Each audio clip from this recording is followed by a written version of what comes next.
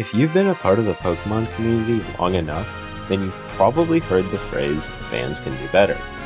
Whether it was from art of a Fakemon, an idea for a game, or an entire fan-made project, it definitely gets thrown around a lot. But that really begs the question, can fans actually make better games? In this video, I'm going to do my best to answer that.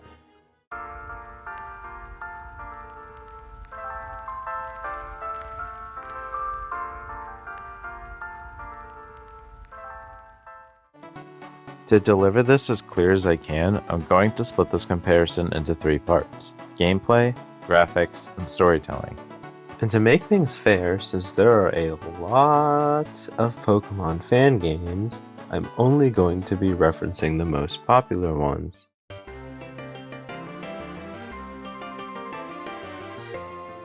Pokemon's gameplay has always been fun. There's just something so satisfying about being able to build a unique team of creatures every playthrough, feeling that I've had a hard time replicating in other RPGs. But you do have to admit that after almost 30 years, Pokemon's gameplay loop has gotten a bit stale. Pick your starter from a professor named after their tree, take on the gym or trial challenge from Sun and Moon, stop an evil team from taking over the region with the legendary Pokemon on the front of the box, and become the champion.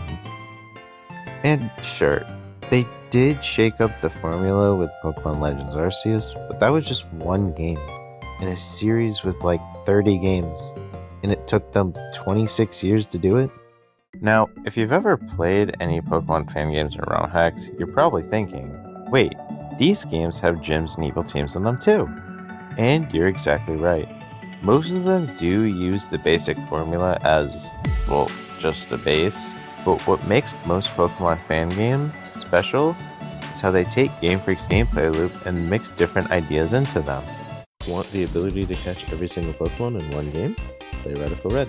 Ever wondered what it'd be like if you could fuse any 2 Pokemon? Try Pokemon Infinite Fusion. Think it would be cool if there was a gym for every single type in a single region? There's Pokemon Reborn. Want to play Pokemon for 200 hours straight and not get bored? Pokemon Rejuvenation. But what if I don't want to be a Pokemon trainer? Well, in Pokemon Ash and Frost, you can play as a detective. Ever wanted to become a gym leader? Try this gym of mine. And in Pokemon Pathways, you can be anything you want. I think even fan games that stick super close to the style of a mainline game may include a completely new dex of Pokemon to make you feel like you're jumping into a brand new generation. All of that sounds really cool, right? So why can't Gamefreak do any of that? Is it because they're a terrible company? Maybe not exactly. Gamefreak has a pretty big weakness when it comes to developing Pokemon games. They are almost never given enough time to do so. Fan games like Reborn and Rejuvenation are as good as they are because they had 10 whole years of the development time. I'm sure if Game Freak was given 10 years to make a single Pokemon game, it would be outstanding. Now, is this an excuse? Absolutely not. Pokemon is the biggest media franchise in the world. The fact that they've been able to put out undercooked games for the past few years and still be successful is crazy. But, you know, I thought I'd at least make the point. So with all that said, you're probably thinking fan games have already won in the gameplay department. But there's one more core element most fan games significantly lack, and that's multiplayer features. Treating and battling with your friends, competing in competitive events, and even being able to transfer your Pokemon from previous titles to the newest ones are all things that keep many people interested in the series. Even though some fan games possess at least the first thing in this list of features, you're likely going to have a hard time finding other players to consistently connect with, since most people just want to play through the story and then jump to the next one. On top of that, all of the Pokemon you catch in a fan game will stay there forever. There aren't any special tools that let you transfer Pokemon from other fan games, since most of them are developed very differently. If you're anything like me, someone who just wants to play a cool single-player RPG, this won't really bother you at all. But some people really do enjoy the social and competitive aspects of multiplayer features in a Pokemon game. which might leave them very uninterested in sinking time into a fan game or ROM hack. Looking back, I probably should have split gameplay into 2 parts, but oh well. It's time to move on to the second part of the video.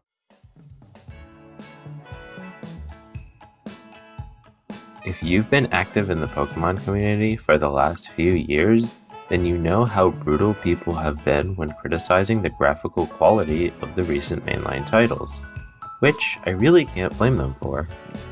It feels like ever since Gamefreak switched from 2D to 3D, they've really struggled to both stay consistent with an art style, as well as flesh it out properly. Other than Let's Go Pikachu and Eevee, which had great art styles, all of the mainline Pokemon Switch titles feel at least kind of unpolished. Sword and Shield, outside of that one tree everyone is obsessed with, look pretty polished, until you realize how cut the game feels to achieve this. All of the pretty backgrounds are just backgrounds. Unexplorable backgrounds. Legends Arceus really hit it off with its art direction from the start, but as the game progressed, I felt like the world seemed less and less alive. Scarlet and Violet look like games that came out almost 20 years ago, while somehow still running at 15 FPS for more than half the game. And yes, I've heard the argument that it's the Switch's fault for the horrible performance rather than the game's many times.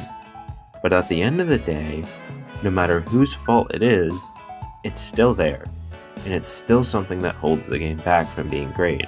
And BDSP? I think you can already guess what I'm going to say, so I'll just save you the time. So, how do our made-for-free fan games hold up to the billion-dollar company in terms of graphics? Well, let's just get it out of the way that polished and finished 3D fan games don't really exist.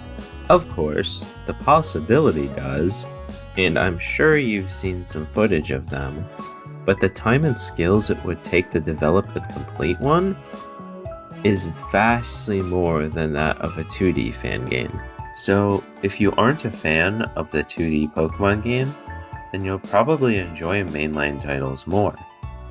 But if you are, well, then you're certainly in for a treat.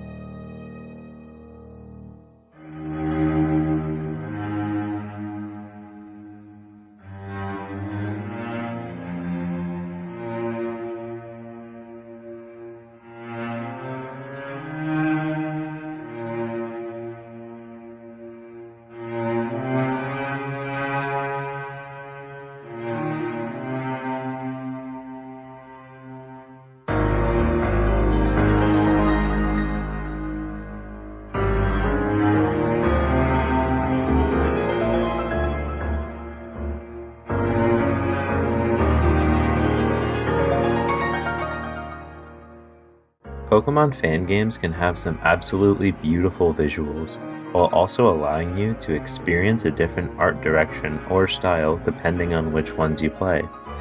My personal favorite aspect of the visuals in these games is the artists taking an art style from an existing generation and expanding on it to the point where, yeah, it has the graphical approach of a Generation 3 game, but it doesn't really look like one.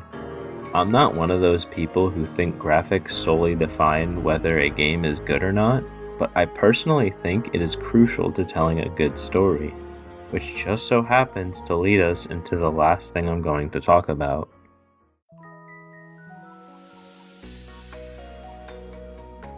Storytelling has never been Gamefreak's strong suit.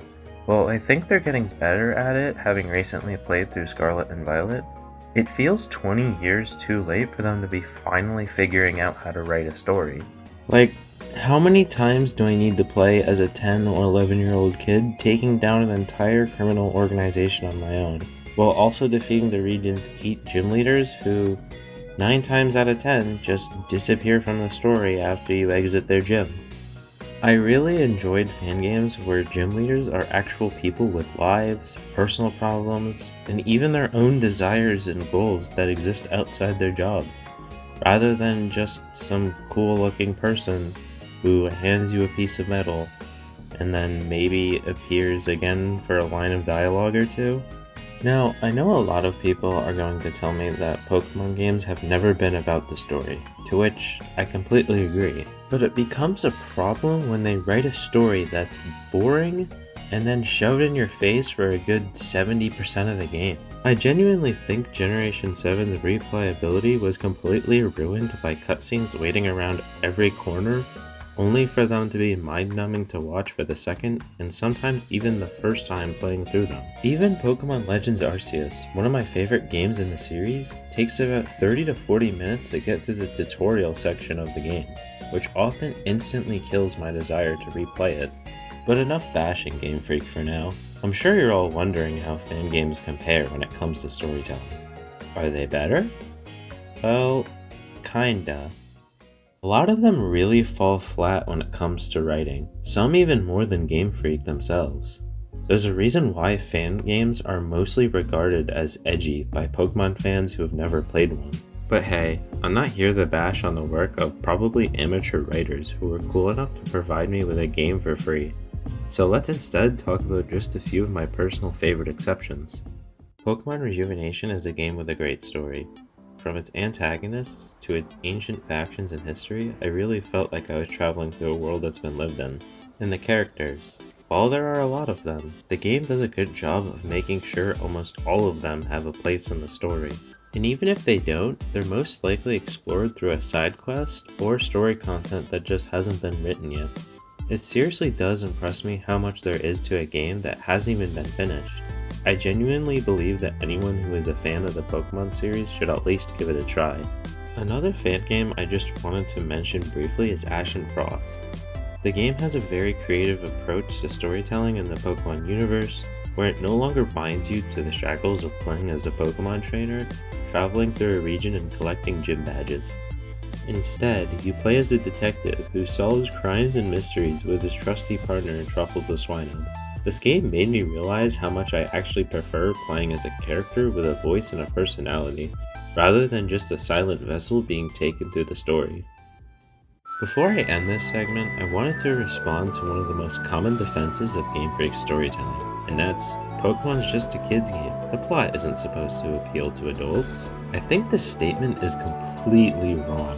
There's plenty of media, primarily made for children, that still have stories that can resonate with a more mature audience.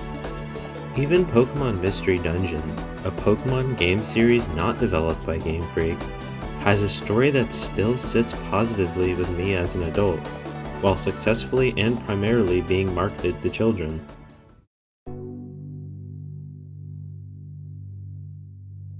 I just want to say that I did try my best to put fan games and official titles on even playing fields with this video, but that's just not possible.